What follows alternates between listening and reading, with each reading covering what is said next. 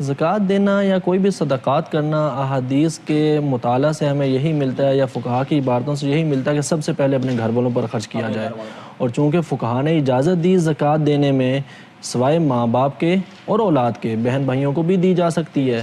رشتہ داروں کو بھی دی جا سکتی ہے، تو پھر ہماری رائے اور فقہا کی رائے، مطلب جو فقہا چلتے آ رہے ہیں اسلاف سے، سب کی رائے یہ ہے کہ زکوٰۃ کے سب سے پہلے مستحق جو ہیں وہ اپنے رشتہ دار ہوں گے، جن میں یعنی کہ خونی رشتہ دار سکتے ہیں، بہن بھائی ہیں، مامی ہیں، چاچے ہیں، خالہ ہیں، مطلب یہ والے رشتہ دار آگے۔ اگر ان رشتہ داروں میں کوئی بھی مستحق نہیں ہے تو پھر بہتر ہے اپنے ہمسائے کو دیکھے، کہ صحابہ کرام فرماتے ہیں کہ آقا علیہ الصلوۃ والسلام نے ہمسائے کے اتنے حقوق بیان فرمائے کہ ہمیں یہ شک ہونے لگا کہ آقا علیہ الصلوۃ والسلام وراثت میں بھی ہمسائے کو شامل کر دیں گے۔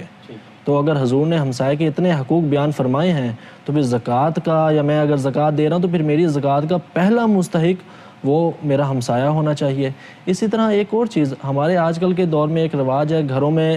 خادم یا خادمائیں کام کرتی ہیں۔ پہلے دور میں وہ غلام ہوتے تھے، ان کا تو الگ حکم تھا، لیکن ہمارے ہاں یہ جو خادم ہیں یا خادمائیں، یہ اگر مستحق ہیں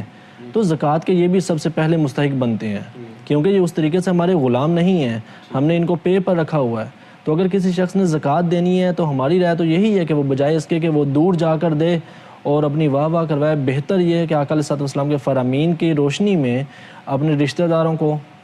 اپنے اعزاء و اقارب کو، اپنے ہمسایوں کو، اپنے محلے میں، اور اگر گھر میں کوئی خادم یا خادمائیں کام کر رہی ہیں اور وہ مستحق ہیں تو سب سے پہلے زکوٰۃ انہی کو دے، کہ اس میں احادیث کی روشنی میں اجر زیادہ ہے۔